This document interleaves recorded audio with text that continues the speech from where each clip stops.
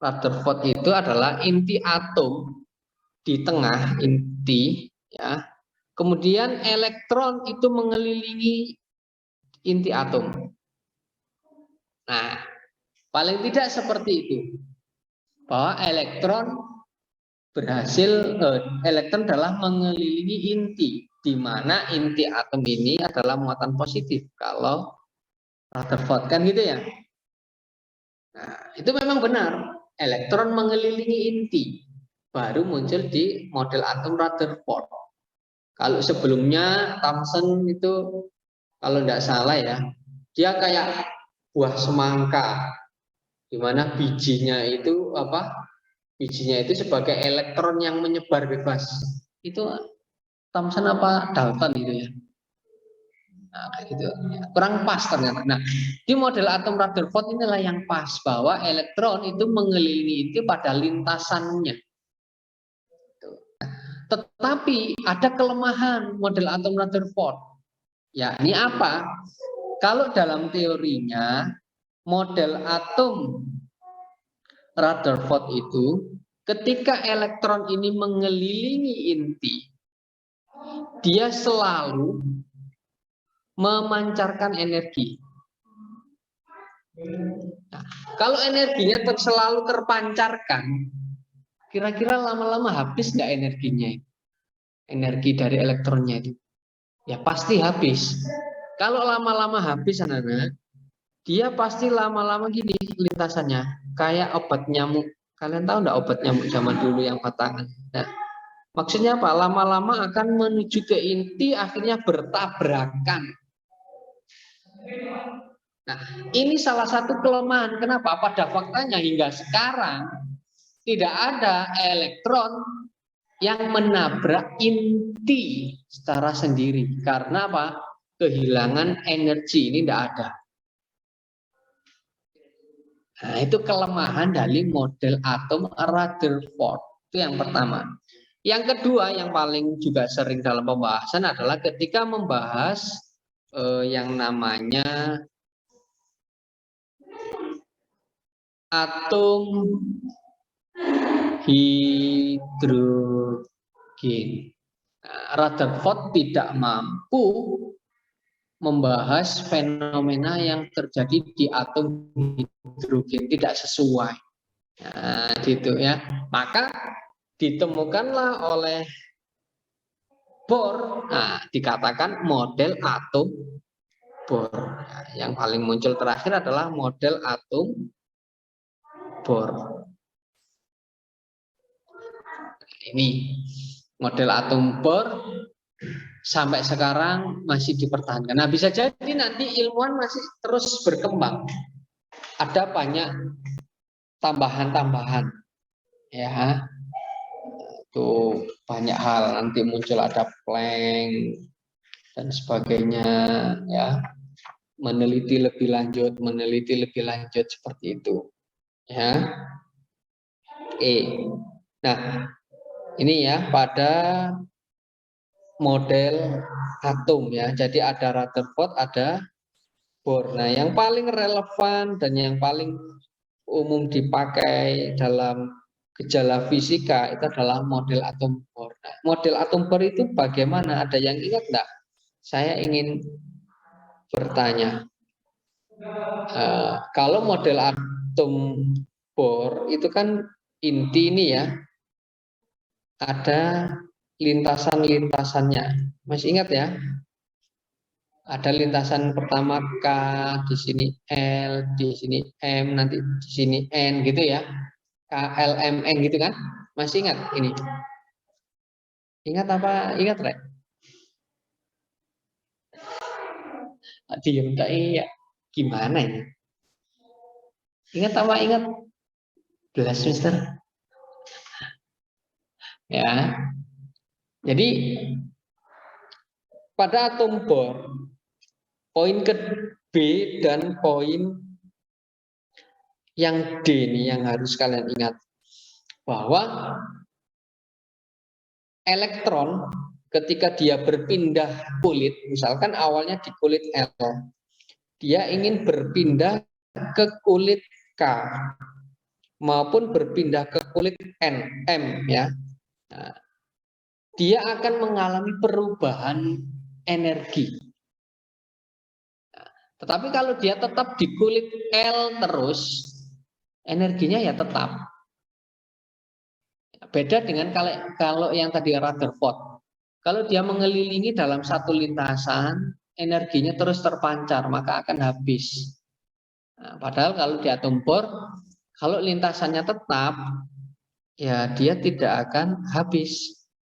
Nah, yang B adalah kalau dia ke lintasan yang pendek, dalam arti dari L ya, dari lintasan L ke lintasan K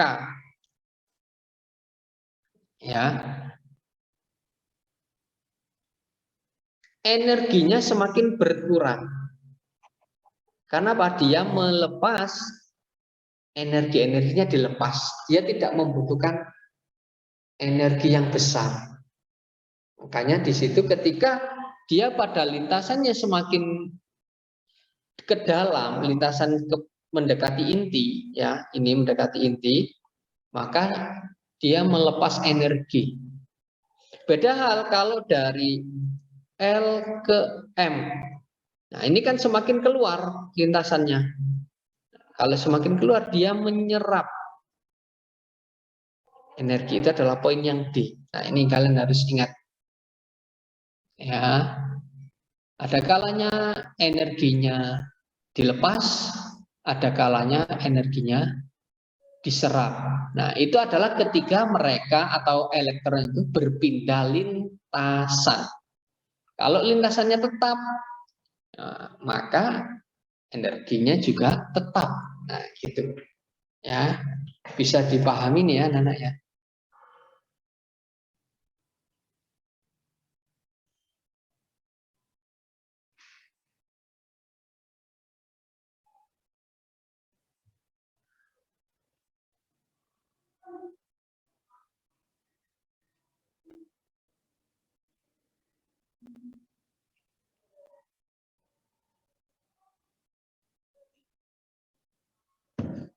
Oke. Kalau nggak ada yang ditanyakan, kita ke soal selanjutnya. Sekarang soal nomor 10 berarti ya. Nah, 9 kan sudah kemarin katanya. Ini sudah, sekarang ke nomor 10. Waktunya, cepat sekali sudah jam 9.21. Besar kecepatan suatu partikel yang mengalami perlambatan konstan ternyata berubah dari 30 menjadi 15 meter per sekon setelah menempuh jarak sejauh 75 meter. Partikel tersebut akan berhenti lagi atau akan berhenti setelah menempuh jarak berapa meter lagi. Jadi gini, katakanlah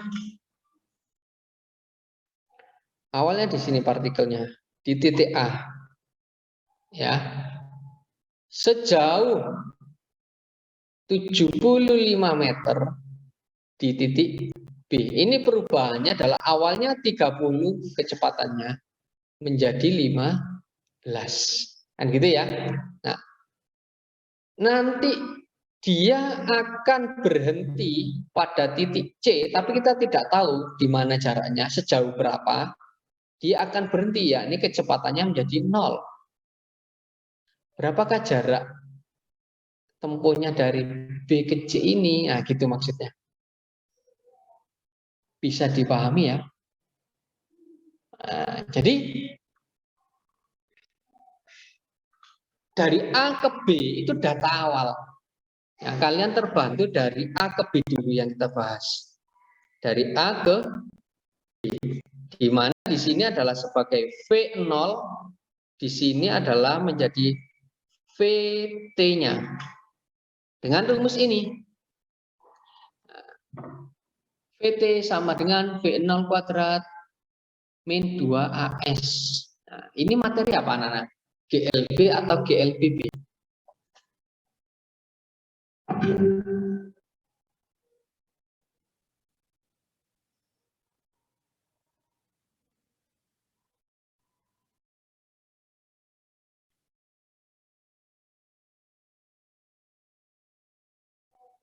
Apa? GLB atau GLBP, Rek?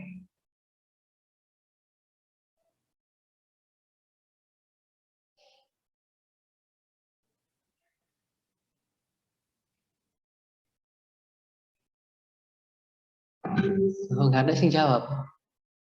Diem-diem bae, Rek.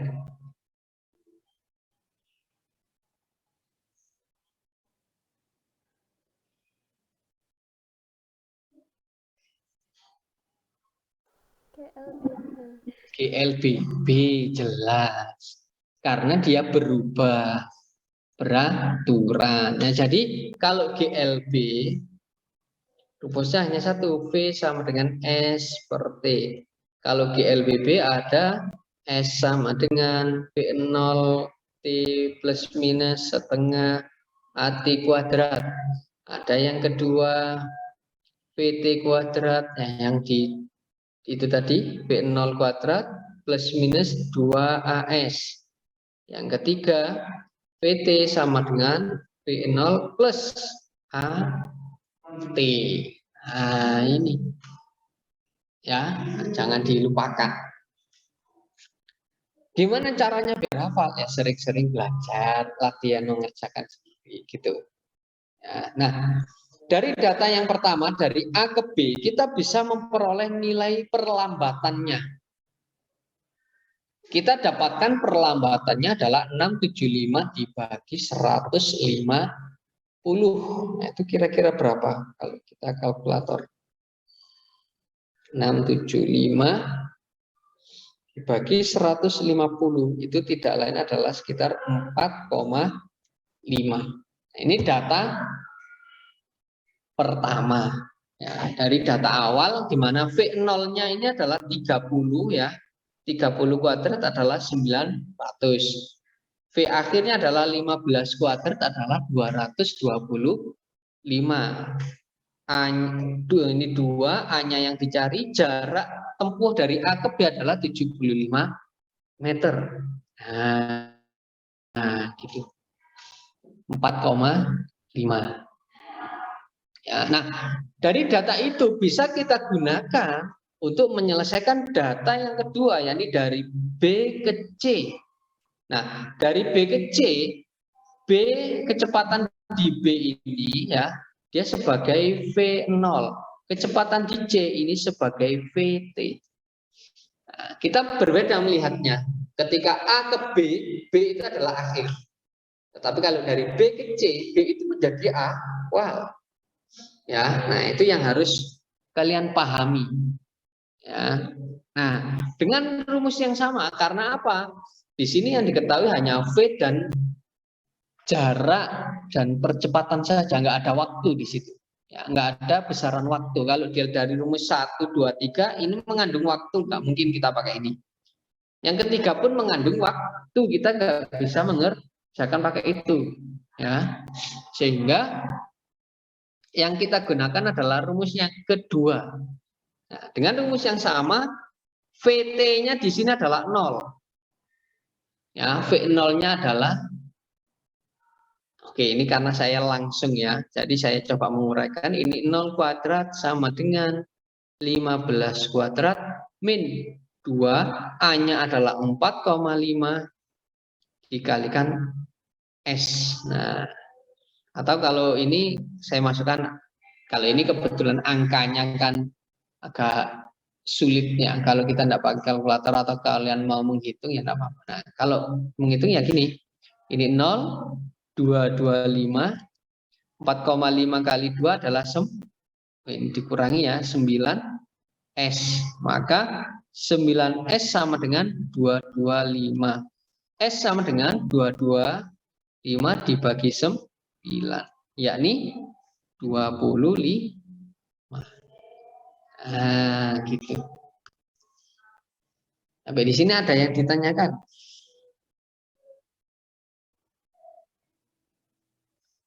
Nah, jadi akan berhenti, pertanyaannya adalah akan berhenti setelah mencapai jarak sejauh berapa? 25 meter lagi. Nah, kalau pertanyaannya dibalik atau ditambahkan, berapakah total jarak hingga berhenti Nah, hati-hati kalau yang diminta totalnya ya berarti dari A sampai C. Ini totalnya adalah 175 ditambah 25. Nah, gitu. Jadi kalian harus melihat pertanyaannya. Karena kalau tidak salah saya pernah memang melihat pertanyaannya itu bukan jarak dari B ke C-nya, tapi berapa jarak total yang ditempuh A ke C-nya ini. Nah, hati-hati kalian harus memperhatikan nanti kira-kira yang mana itu soalnya. Ya, ada kalanya dari B ke C-nya atau jarak totalnya. Oke, kalau yang ditanyakan berapa waktu sekarang? Ada yang bisa menjawab enggak? Berapa waktu yang dibutuhkan dari A ke C? Dari A ke C. Yo, siapa yang berani menjawab?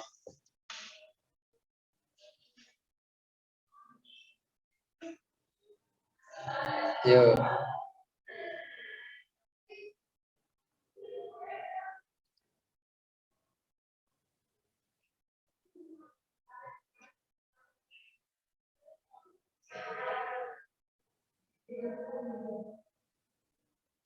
Ada yang bisa ini? Pakai rumus yang mana, wis? 1, 2, apa 3? Ayo.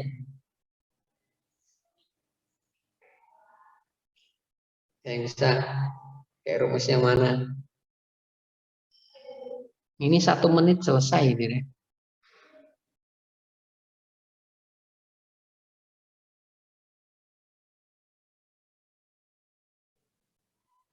Berapa detik? Ada yang bisa enggak?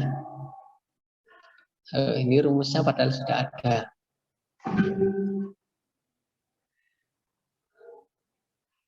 Pakai rumus yang mana?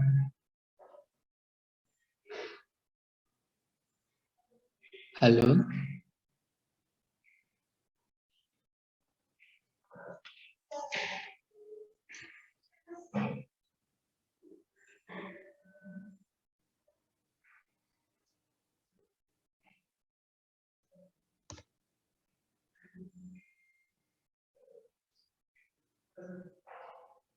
Nggak ada yang tahu.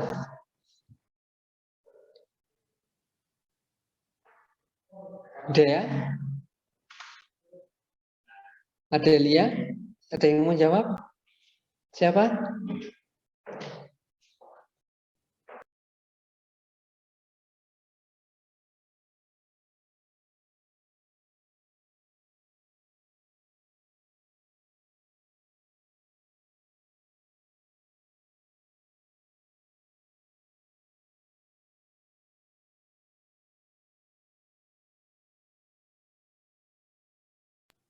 Ayo, siapa? Rek?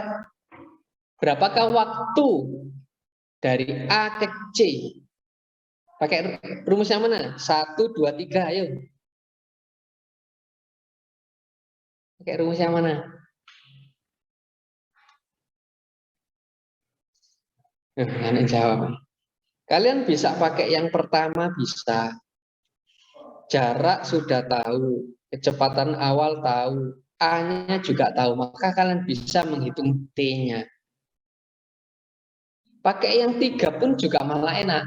V akhir tahu, V awal tahu, A-nya juga tahu. V akhirnya berapa ini? Coba Renata, V akhirnya berapa? VT-nya?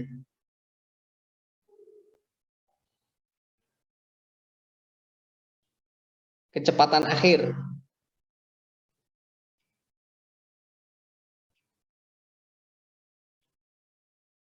Berapa? Loh inilah. Di titik C berapa ini? Berhenti. Loh, berapa ini Renata? 0, Mister. Nah, VT itu kecepatan akhir. Tadi yang diminta adalah waktu dari A sampai C. Berarti akhir itu di titik C. Rek. Di sini kecepatannya adalah 0. Ya tulis 0. Kecepatan awalnya berapa? Ren, Nata.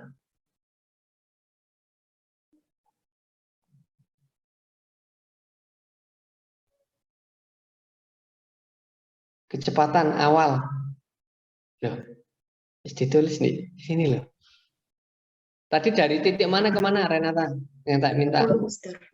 Berapa? 30. Betul, 30. A-nya berapa di situ?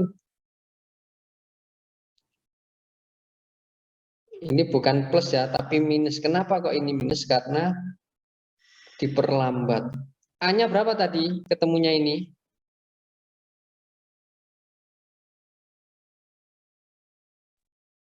4,5. Nah, maka T sama dengan 30 dibagi 4,5. Nah, berapa detik? Nah, gitu. Kalau pengembangannya. Ya.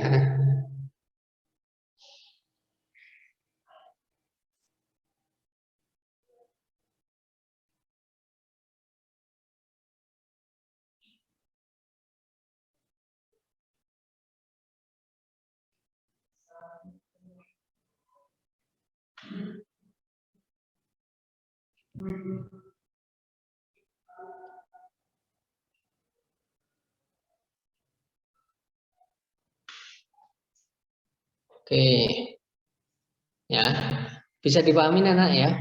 Kita lanjut nomor 2, nomor 11. Nah, ini gampang banget. Suatu zat dengan bilangan atom, nomor atom ya. Kalau kita perhatikan itu kan ada X, A, Z, ya kan?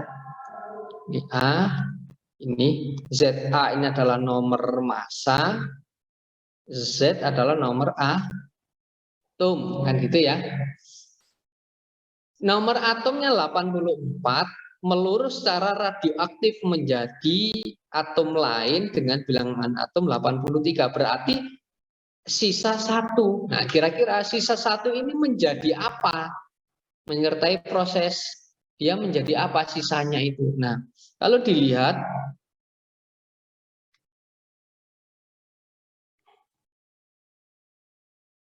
(84) dengan beta ini apa?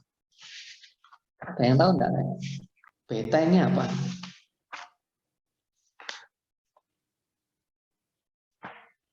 Beta di situ apa? Namanya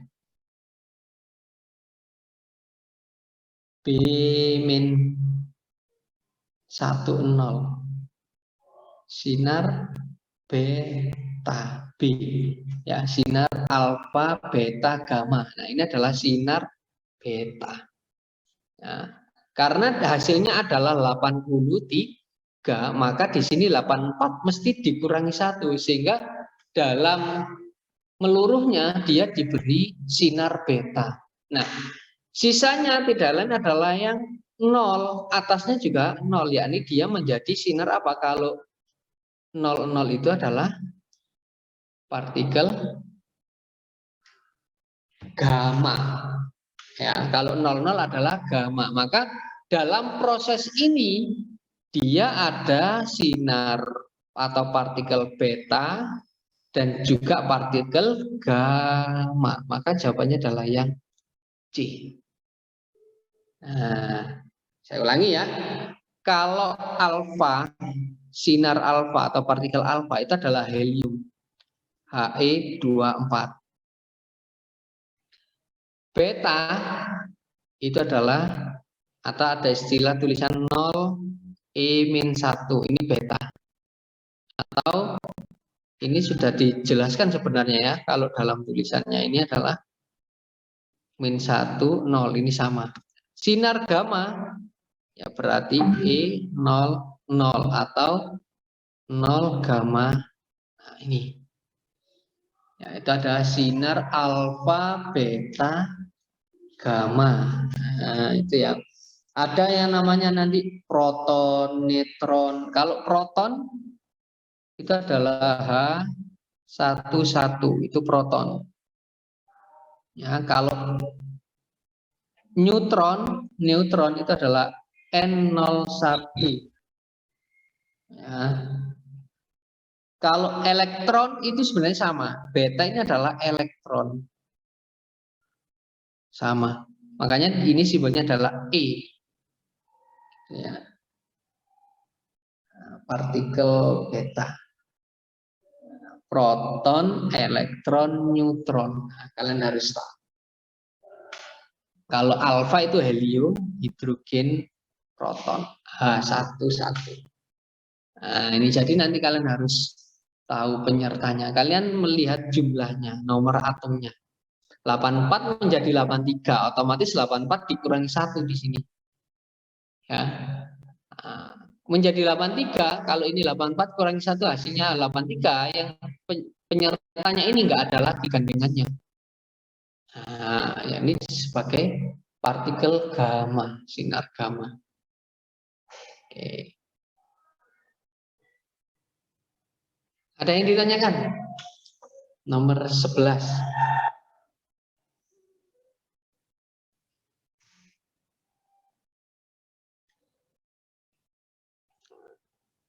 Nomor 2, selanjutnya nomor 13.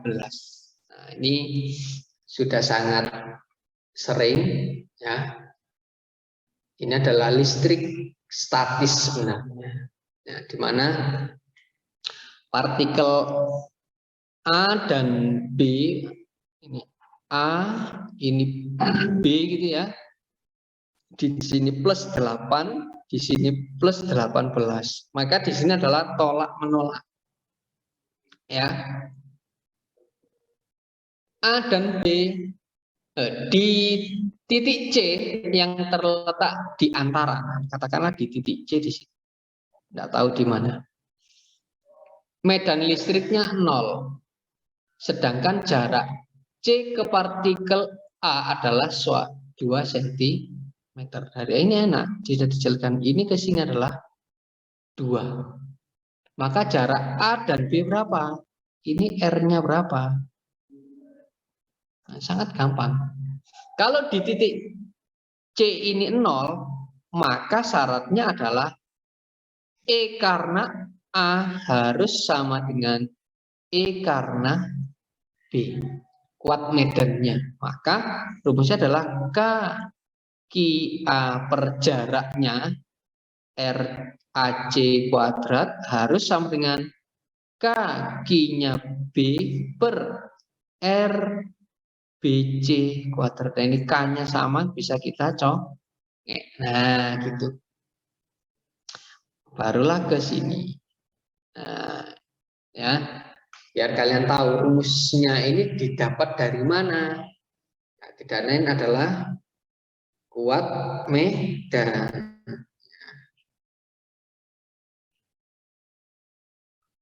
Oke. Masukkan nilainya Q-nya A 8. Q-nya B 18. Jarak A ke C tadi sudah diketahui, ya, nih bernilai 2. Ya kan ini. Sedangkan sisanya dari sini ke sini ya tidak lain adalah R min 2 atau X kurangi 2. Kalau diistilahkan X ya berarti ditulis X. Nah, ini kita tulis X min 2. Nah, ini tinggal di apa namanya? Dicongak-congak aja ya. Kalau coba kita lanjutkan, 8/4 sama dengan 18 X min 2 kuadrat. Ini kalau kita congak berapa ini? Seret tinggal 2. Seret tinggal 9, ya kan? Ini tinggal habis 1, berarti tinggal X min 2 kuadrat sama dengan 9. Ini di akar, ini di akar. Nah, muncullah ke sini. Nah, ini tadi biar kalian paham. Dapat dari mana kok tiba-tiba X min 2 sama dengan akar 9-nya itu. Nah, gitu ya.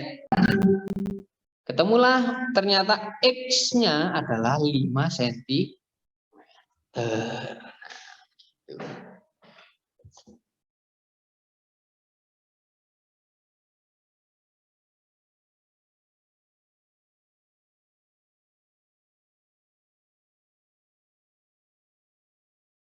Oke. Ada yang nanya kan? Ini sudah sangat sering ya, ini materi kita kemarin di semester 1. Ada yang ditanyakan anak-anak? Kalau nggak ada, materi kita sudah habis ya. Saya belum menyiapkan. Ini tinggal 1 menit. Diikhlaskan kah? Atau saya kasih pertanyaan lagi? Gimana?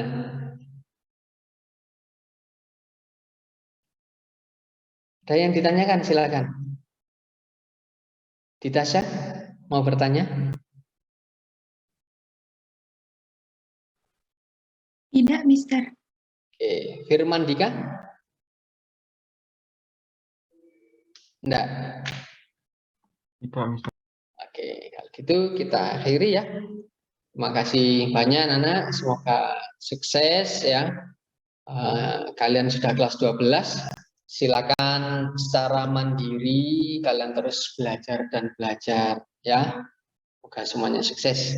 Akhiri, assalamualaikum warahmatullahi wabarakatuh. Waalaikumsalam. Waalaikumsalam warahmatullahi wabarakatuh.